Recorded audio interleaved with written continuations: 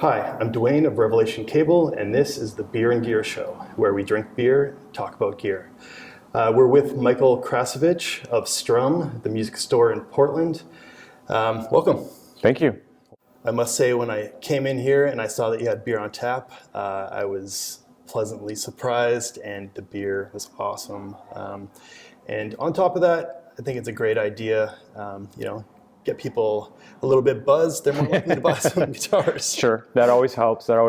Yeah, that was always a part of the original model too. Was it never hurts to incorporate a little bit of alcohol into the social, into the retail setting. Yeah, and you also have live shows here as well. We do. Yeah, we host live music usually on average between 3 and 4 times a week or so. Sometimes afternoon matinee shows like today, and normally though evening shows.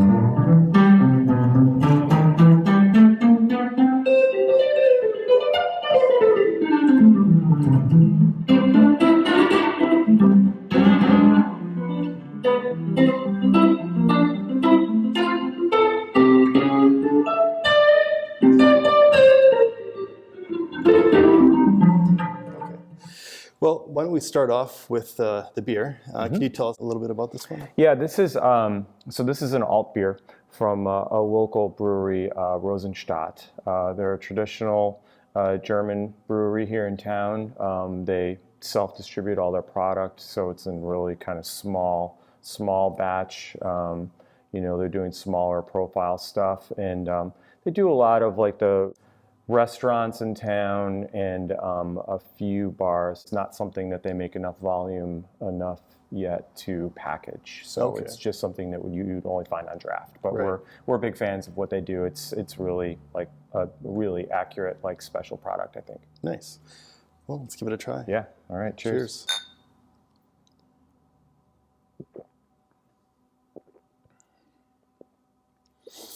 That's really nice. It's like a malty amber. It's Yeah. kind of what I would describe an alt beer as. Yeah.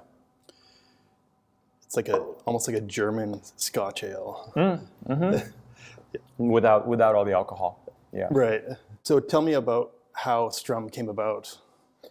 So I owned a guitar shop in the Midwest, in the suburbs of Chicago previously, in the 90s. And it was a traditional model. It was, retail. It was new and used stuff. We had little lesson rooms. We did repair work. We did a lot of stuff that you see in most of the stores in the model that everybody's familiar with. And did that for about 5 or 6 years or so. And that thing just kind of ran its course, ran out of steam. I'd always felt like something was missing. There was some part of the idea and the model that I could potentially introduce that would make it successful. And so I'd always been kind of kicking around the idea of mixing something with guitars. I think some of my earlier ideas were coffee. We kind of thought about that for a while, considered it. Coffee competition in this town is really tough. So it's a tough coffee town. And and the other thing too is if we're going to have shows, we didn't really think most people are going to be wanting to drink espresso at like 10 o'clock at night or something like that. So I think it would be an early morning hour thing, which doesn't necessarily agree with a lot of musicians and guitar players because people want to get up and get their coffee on the way to work, whatever. So that wasn't going to work. Whiskey was the other version of the idea that we kind of kicked around a little bit and I thought about, but the problem with spirits, I feel like, and introducing it into a retail environment is that the risk is a lot greater and people get stupid real quick on spirits versus beer. Beer is a gradual sort of arc of stupidity and irresponsibility, whereas spirits are like people can do some shots and then they can just start grabbing stuff and being idiots. We didn't want that.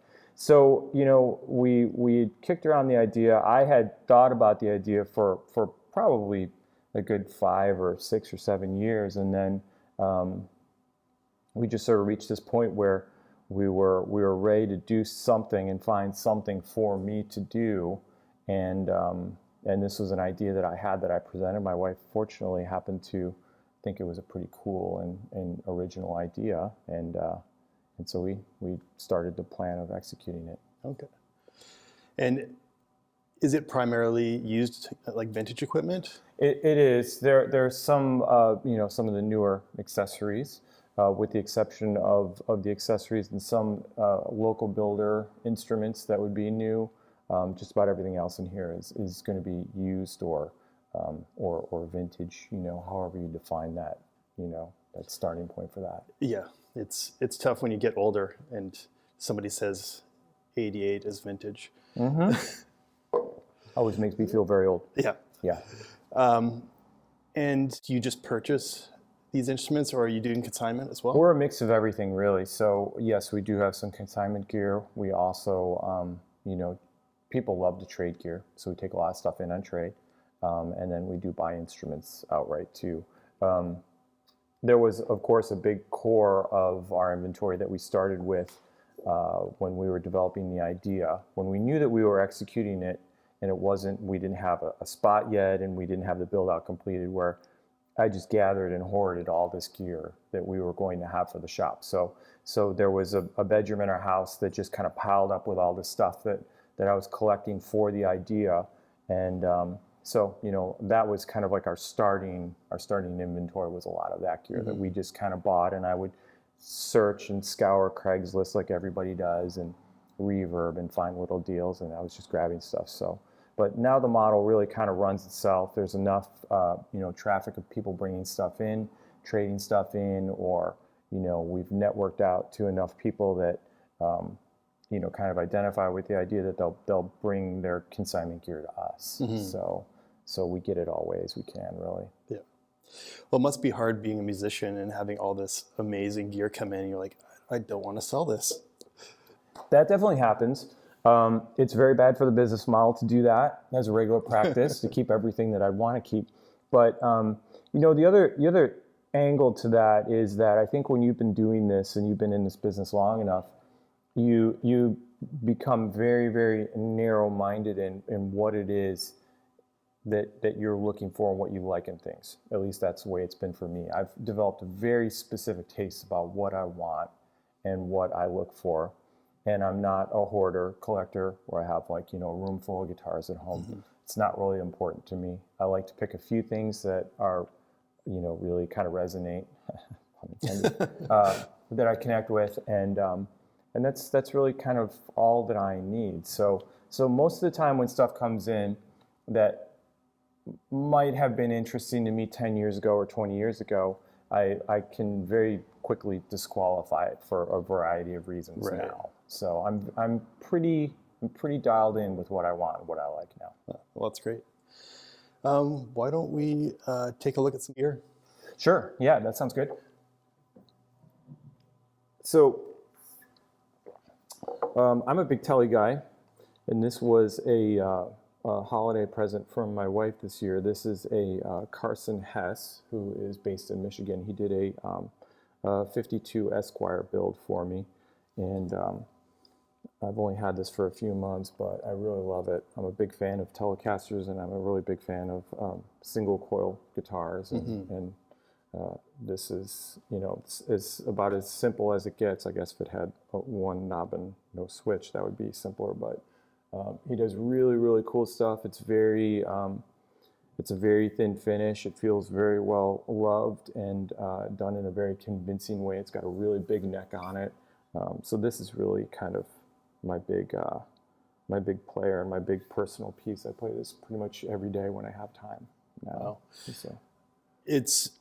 There's a lot of guys out there that are, making guitars look vintage, and they don't at all. And that one does. Yeah, going back to the conversation about me, really dialing in what I like. I've seen and I've played plenty of, custom shop reissues or other, Nash guitars, and some of them are good, some of them are okay.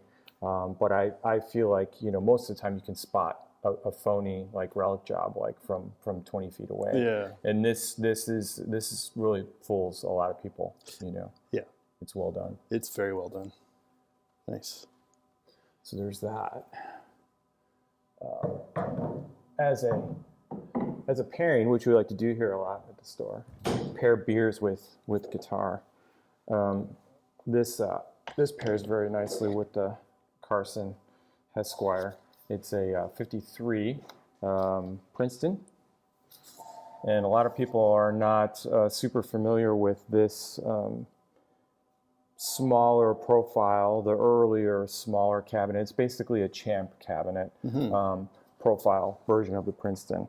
And so in most ways, I think the circuit is very similar. I'm sure there will be plenty of people who will watch this and correct me on that point. But the major difference that I see that I'm aware of between this and a Princeton, or I'm sorry, a Champ of the same era, is that it does have a tone control. Okay. So that's kind of nice. So that pairs well with that, and I'm a big fan of tweed era stuff, tweed era amps, and the guitars obviously too. All right, so beer number 2. What's this one? This is from another big Portland brewery. Well, much bigger than Rosenstadt, but not huge. Called Double Mountain, and they're based out of Hood River. This is a hoppy IPA. I think it's kind of more of a seasonal release. They do a lot of those. So it's just kind of a West Coast style hoppy IPA. Awesome. Yeah, cheers.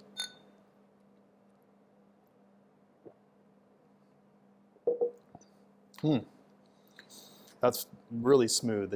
It's not like overly bitter where a lot of IPAs are. Yeah, it's got some nice sort of citrus notes in there too, I think. It's balanced. Yeah, very balanced, because a lot of the citrus stuff out there I find is just like drinking juice. Yeah, right. Hazy IPAs are kind of like that sometimes, yeah. They can be, for sure. Let's look at another piece of gear. Sure. I think this is probably one.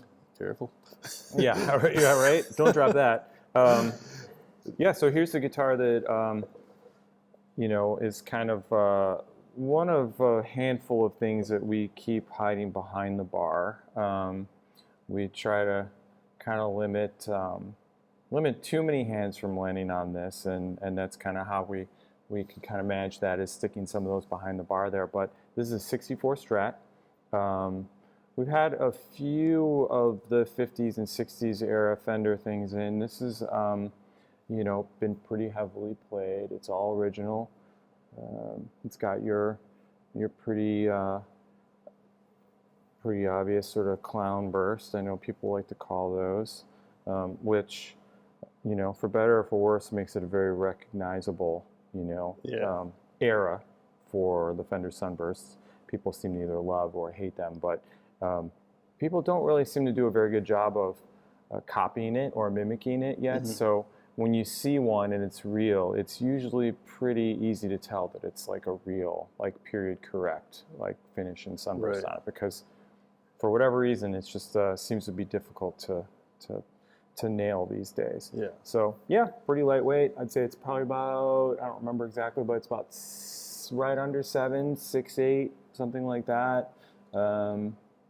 Transition era, so it's got the Transition logo, clay dots, all that fun stuff. Yeah. Mind if I? Of course. I have a 64 Jazzmaster. Oh, cool. And there's just something about the neck. Yeah, this is it too. It's that era. Yeah. And the necks are always a little bit narrower profile, it seems like. Yeah. Well, that's... Got to talk my wife into this one. Yeah, right. Yeah. Beautiful. So there's that guy. And then another guitar which we just got, which I'm crazy about, is this. We try to, as much as we can, feature local builders, especially local builders that are doing exceptional work. And this is Clayton Pledger. He's a builder right in our neighborhood here, basically. And this is one of his slope dreadnought styles, which I think he just recently finished and brought in for us here. So it's a great example. Beefy neck, but not too huge. He does a pretty dark stain on the mahogany, but it's mahogany back and sides, so it's voiced pretty traditionally, but it's a really loud, resonant guitar. I really dig it a lot.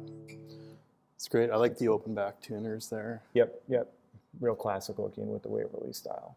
Actually, Waverly's. Yeah, that's very nice. Yeah, that's Great. a cool one. I like that one a lot. So how do you go about choosing the beers that you bring into the shop? We have access to. We're gifted in this city in that we have so many brewers, so many artisanal like beers and products available. It's probably more of a problem that so much is available because it does get hard to choose. Mm-hmm. Generally, my strategy on that is trying to pick, obviously, just very local products. The products that we know are good sellers, but that also have a good reputation and are excellent product, consistent products. So we have only 5 taps here in the shop, so we have to be really careful with our strategy about making sure that we always have an IPA on, because people love IPA in Portland. We always have to make sure that we have something on the other side of that spectrum too, a lager, something light like a lager or pilsner. And then we have something that's usually kind of moving up into the darker range like an amber or an alt beer. And then we'll usually keep something else like a porter or a stout, to be on the dark side of things. And then in the summertime, we can kind of play around and take the dark thing off and put like a hazy IPA on or something like that. So because we don't have a lot of storage space and we don't have a lot of tap handles, picking the product has always been, just a very delicate strategy that we have to balance out. Because if we have a show, we have a lot of folks coming in to see a show, or on a busy Saturday afternoon where folks might be drinking a lot, we have to make sure that we have the crowd pleasers always available. Mm-hmm. So great. And you do repairs here as well, correct? we do. Yes. Do you do that yourself? I do as much as I can, which is less and less these days.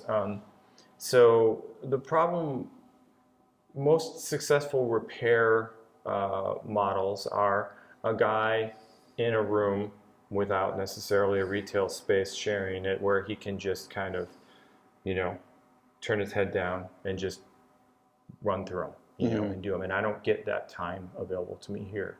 The phone is always ringing or somebody's walking in. Questions and stuff like that are arising. So I do it on the slower days when I can kind of, dedicate some time to it, it feels like. But more often, I either have people that come in and will just kind of, knock a few hours out and get through some stuff for us, or, some of the larger scale jobs that we don't have space to take care of here, like neck resets or refret work and stuff like that, we'll sub out to somebody else to take to their shop, or we'll just send folks to a shop that, kind of focuses on that. Mm-hmm. Great. Well, I think that's everything. Cool. And thank you so much for being part of the Beer and Gear Show. And, thanks for having me. Yeah, it was awesome. Thank you. Cheers. The Beer and Gear Show is brought to you by Revelation Cable Company. Please like, subscribe, and comment below.